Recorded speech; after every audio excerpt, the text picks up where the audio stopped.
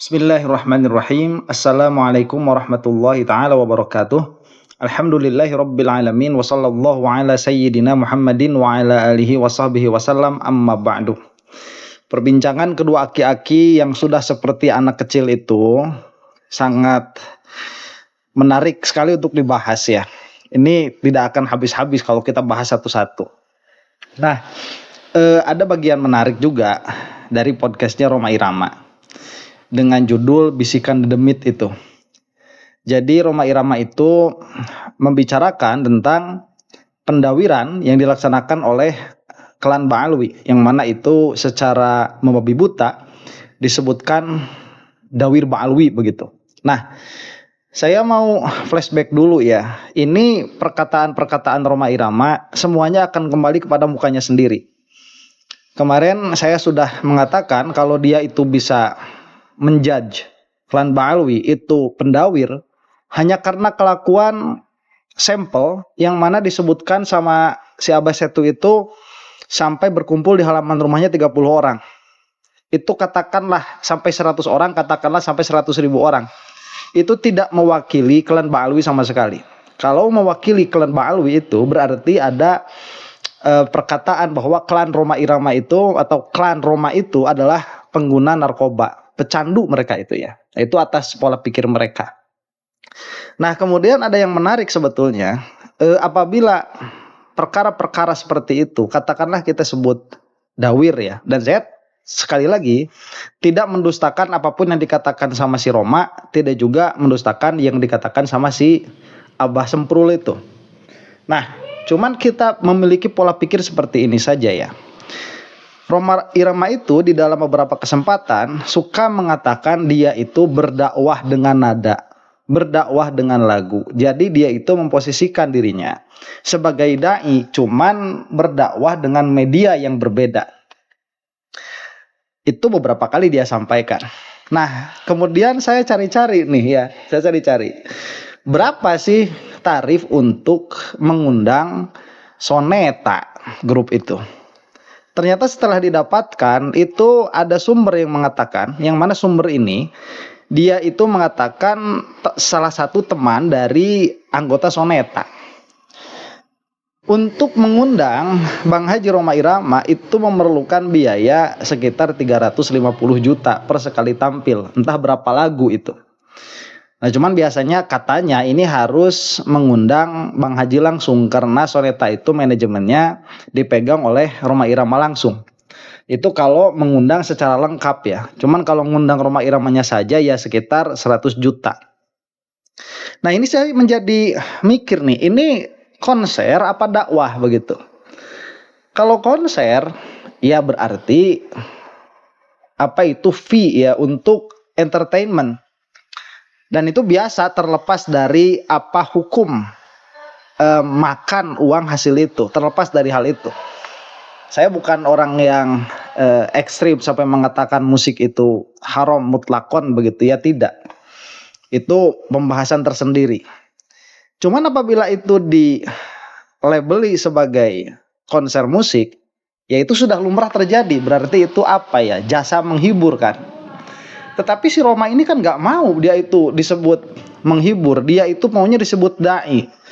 Dakwah, ini nada dalam dakwah. Jadi sebetulnya yang tukang dawir itu siapa? Keliling Nusantara begitu. Pinta-pinta uang 350 juta. Saya katakanlah dengan bahasa yang ekstrim, dengan ancaman kalau gak dibayar itu dakwahnya gak jadi. Itu kerjaan siapa yang kayak gitu?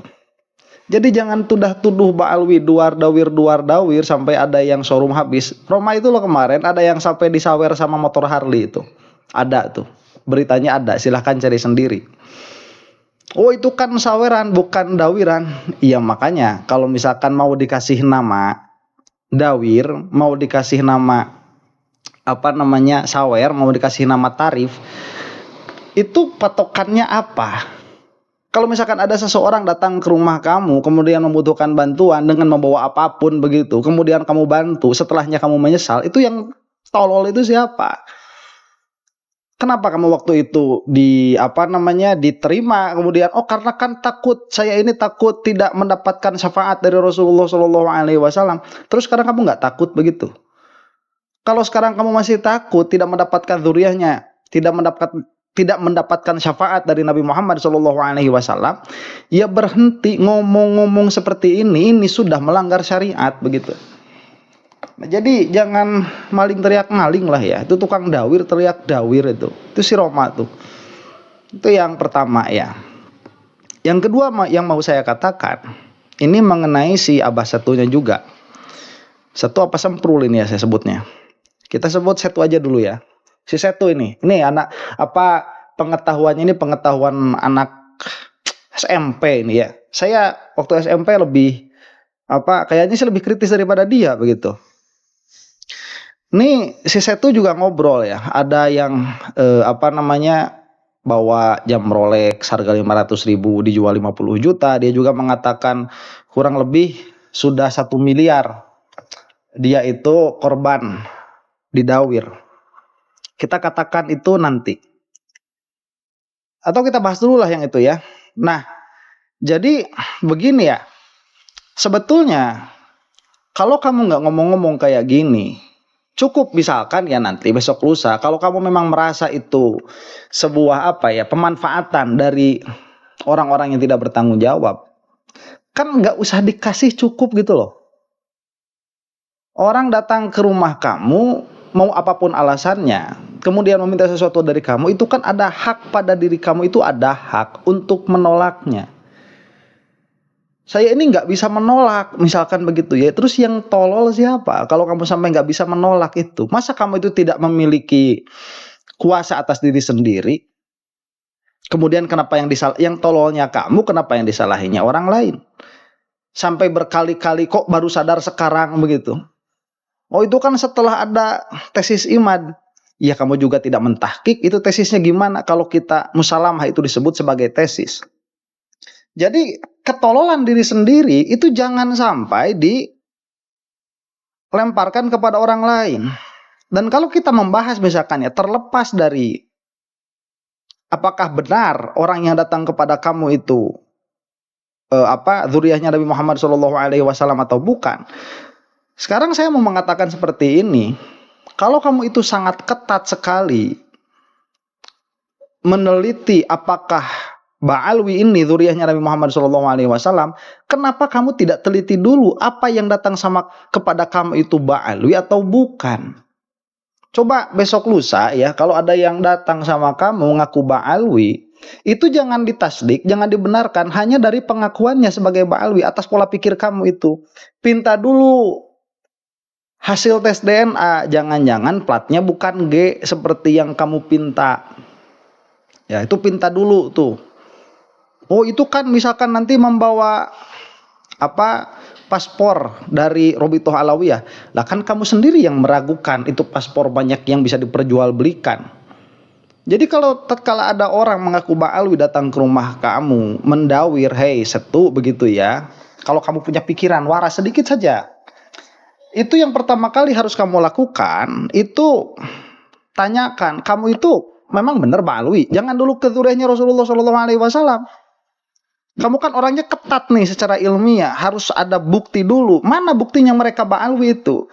Kalau buktinya mereka Ba'alwi adalah paspor lah katakannya, itu kan suka dibahasakan paspor tuh sama Habib Novel juga, itu dikatakan paspor. Ada buku kecil yang mana itu adalah buku nasab, yang mana kamu itu tidak percaya karena menurut kamu itu bisa diperjualbelikan, ya jangan percaya. Enggak, saya nggak percaya bukti ini. Buktikan dulu kamu Ba'alwi. Oh saya anak anu. Enggak ada kitab sezaman. Coba saya minta bukti yang konkret bahwa kamu itu Ba'alwi. Begitu harusnya. Nah kalau misalkan dia tidak bisa mengeluarkan hasil tes DNA, tidak bisa mengeluarkan kitab sezaman bahwa dia itu Ba'alwi, kemudian dia mendawir, jangan nisbahkan dawir itu kepada Ba'alwi. Ya. Kemudian tiba-tiba kamu itu malah ngasih begitu. Yang tolol siapa? Itu yang kedua ya. Kemudian yang ketiga, ini sebelum saya masuk kepada yang ketiga, ini kita bahas dulu Imam Sanusi ya, itu yang mentaklif Ummul Barohin, itu sampai dikritik oleh adiknya sendiri. Ya, kenapa? Karena beliau itu terlalu baik. Jadi kalau kamu datang ke Imam Sanusi minta pertolongan apapun itu jenisnya, tanpa harus membawa nama apapun, itu pasti beliau tolong itu. Itu ada kisahnya di Muqaddimah, bukan di Muqaddimah ya, kita katakan Muqaddimah lah. Cuman Muqaddimahnya Muqaddimah penerbit. Muqaddimah penerbit itu dikatakan bahwa Imam Sanusi itu terlalu besar rasa malunya untuk menolak orang-orang yang datang kepada beliau untuk meminta tolong. Sampai-sampai beliau itu anti ya pemerintah, dalam pengertian anti pemerintah itu bukan memberontak ya, nggak mau ketemu sama pejabat. Tetapi apabila diminta tolong sama orang, itu beliau sampai menuliskan beberapa surat kepada pejabat untuk menolong orang yang meminta syafaat kepada beliau begitu. Itu kan sebetulnya kalau kamu nggak usah keluar-keluar kayak gitu, itu kan menunjukkan kemuliaan akhlak kamu sebetulnya. Cuman kalau misalkan sekarang apa-apa yang sudah diberikan malah diomongkan, itu hati-hati ya orang-orang yang minta tolong sama si Semprul itu. Itu suatu saat kamu juga bakal diomongin juga begitu. Nah, sekarang kita masuk kepada poin yang ketiga, dan ini salah satu poin yang saya suka begitu ya. Si Setu itu mengatakan bahwa dia mengadakan sayembara dengan nominal 200 juta kepada orang-orang itu untuk membawakan bukti bahwa Ubaidillah itu ada begitu ya, atau siapa Sidna Ahmad bin Isa atau siapalah, itu nanti dilihat sendiri. Itu kalau misalkan bisa membuktikan bahwa itu ada, saya akan membawakan atau akan memberikan uang 200 juta, malah saya tambahi begitu. Itu kata si Setu tuh.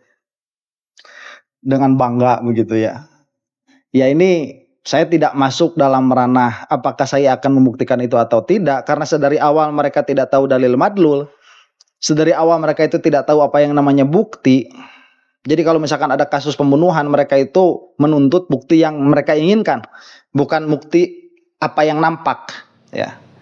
Bukti itu tidak melulu. Jadi CCTV-nya ada, tapi mereka itu mau pisau begitu yang ada sidik jarinya. Ya kadang-kadang tidak bisa didapatkan. Jadi bukti itu bukan perkara yang bisa kita tuntut. Bukti itu perkara yang nampak pada kenyataan begitu. Saya tidak mau membahas itulah, panjangan nanti videonya. Cuma saya begini saja, dari kemarin ya, saya ini sudah menantang si Abbas Buntet itu, yang katanya beliau itu ketuanya PWILS, atau bahkan mungkin salah satu muasisnya, untuk membuktikan bahwa dia itu benar Ahlus Sunnah wal Jamaah, dan itu tidak ada tidak ada tanggapan. Jadi dalam pengertian, kalau si Setu ini mengatakan bahwa dia menantang orang untuk membuktikan anu dan anu, dan tidak ada orang yang datang, itu menjadi bukti bahwa apa yang dia tantangkan itu berarti valid, dalam pengertian hal ini bahwa Ba'alwi bukan zuriyahnya Nabi Muhammad SAW, atas pola pikir yang sama, maka Abbas Buntet itu bukan Ahlus Sunnah wal Jamaah. Nah, sekarang saya nggak ngatain dia lah ya, remeh. Saya mau ngatain kamu aja. Saya mau menantang sama siapa? Setu ini. Dia itu kan ngakunya ahli ma'rifah, ya. Itu kalau lihat di streamingnya, kemudian kalau lihat di omongan-omongannya ya, di monolognya itu dia selalu membahas tentang ma'rifah, membahas tentang wusul ya, pakai tamsil aneh-aneh, magicom, listrik, malah nggak aneh-aneh, itu doang begitu. Saya mau memberikan tantangan juga nih, sayembara buat si Setu ini, untuk menjadi seseorang yang alim alamah, bahkan untuk mengklaim bahwa dirinya itu ma'rifah, itu harus ada bukti juga ya. Dan saya menantang kepada si Setu ini untuk menjelaskan, ini perkara yang sangat mudah sebetulnya, tidak perlu menjadi alim alamah untuk membahas hal ini. Saya menantang dia untuk menjelaskan sifat 20 beserta ta'alluqat sifat ma'ani. Itu yang pertama. Yang kedua, di dalam Burhanul Wujud itu ada yang namanya Mathalibus Sab'ah. Itu jelaskan juga Mathalibus Sab'ah itu. Itu yang kedua. Yang ketiga, ada beberapa syubhat yang datang kepada matolib sab'ah itu. Itu juga saya minta untuk dijelaskan. Nah, jadi 3 perkara inilah. Ini untuk menjelaskannya mungkin butuh waktu sekitar 1 atau 2 jam ya. 1 sampai 2 jam selesai seharusnya. Untuk menjelaskan 3 perkara ini. Sifat 20 bersama ta'alluqat beserta ta'alluqat sifat ma'ani ya. Yang kedua itu matolibus sab'ah. Yang ketiga itu syubhat kepada matolibus sab'ah. Ini mudah sekali sebetulnya. Di dalam kitab Fathul Majid ini sudah dijelaskan, begitu ya. Cuman kalau sama syubhat-syubhatnya itu adanya di Sanusiat. Ini tantangan, bukan tantangan besar sebetulnya. Hanya untuk membuktikan saja dia itu jadi santri cocok apa enggak. Bukan untuk klaim sebagai dia itu ahli ma'rifah begitu ya. Wakil talqin enggak. Ini sebagai santri saja dia itu santri atau bukan. Dan saya kasih hadiah. Hadiahnya itu ini saya posting hari apa berarti ya? Malam Sabtu, malam Ahad berarti ya. Malam Ahad, saya posting malam Ahad nih. Kalau dia itu bisa membuktikan ya, tapi harus live dalam pengertian face to face sama saya, begitu ya. Karena ada beberapa hal yang harus ditanyakan. Harus face to face ya, mau pakai lewat Zoom boleh, mau live streaming boleh lah, pakai apa saja. Ini jika tantangan saya ini disanggupi dalam waktu 24 jam setelah saya memposting video, saya kasih hadiah 839 juta. Ya. Itu pada 24 jam pertama. Kalau dia kan cuma 200 juta lah cetek. Saya kasih 839 juta. Itu kalau dibaca kan, kalau nggak mau dia itu kan perkara mudah, perkara cetek begitu. Dalam jangka waktu 1 kali 24 jam. Itu kalau nggak mau ngomong, bego itu ya. 839 juta. Bego. Ada berapa tuh nolnya? Ada 6. Bego. 839 juta. Kalau 24 jam pertama dia nggak bisa, misalkan esok harinya, nolnya kurang 1. Jadi 5 harokat saja begonya ya. Bego. Jadi sudah bukan 839 juta, tetapi 83.900.000. Nah, setiap berlewat 24 jam, saya kurangi nolnya 1. Jadi kalau sudah lewat 6 hari, berarti sisa 839 perak bag. Kalau sudah habis ya 10 hari atau 11 hari, berarti begonya habis. Jadi saya tantang Abah Setu itu untuk menjelaskan apa yang saya sebutkan tadi sampai habis begonya. Ya, ini mudah sebetulnya. Dan kalau misalkan memang ini mudah kemudian dia nggak mau menyanggupi, begonya kebangetan. Ya, itu tantangan dari saya. Jadi kalau misalkan cuman nantang-nantang orang, oh buktikan anu dan anu, saya kasih 200 juta lah, cetek 200 juta, saya kasih 839 juta. Ya. Saat ada duitnya gitu ya, gampang itu mah urusannya. Kalau misalkan udah kita ngobrol, ya kalau udah kita ngobrol itu gampang urusannya, mudah. Nah itu tantangan saya sama si Setu yang sok-sokan itu ya. Jadi mungkin ini akan ada sekitar 1 segmen lagi mengenai hal si Rhoma Irama ini, karena dia itu tukang entertain dan sangat tahu sekali bagaimana untuk mengolah suatu tema menjadi entertainment, dan memang kita ini sangat terhibur. Cuman udah tua lah kamu itu ya, bertaubatlah begitu sebelum menjadi sebujur bangkai. Demikian ini supaya disaksikan oleh seluruh rakyat Indonesia. Itu tantangan saya sama si Abah Setu. Oh iya, dan nggak usah sendirian lah, coba kamu juga bisa nanti minta tolong sama si Abbas Buntet sekalian begitu ya. Cuman yang ngomongnya harus si Setu. Jadi jangan pakai juru bicara ya. Mau bawa orang banyak boleh, tapi yang ngomongnya harus si Setu. Itu tantangan dari saya. Kalau tidak bisa, berarti kamu itu palsu di dalam omongan kamu sebagai ahlus sunnah wal jamaah. Jangankan buat jadi pembicara, jangankan buat jadi guru kamu itu, buat jadi santri aja nggak cocok ngaji lagi. Kamu itu sesat dan menyesatkan. Allahu ta'ala alam bisawab. Assalamualaikum warahmatullahi ta'ala wabarakatuh.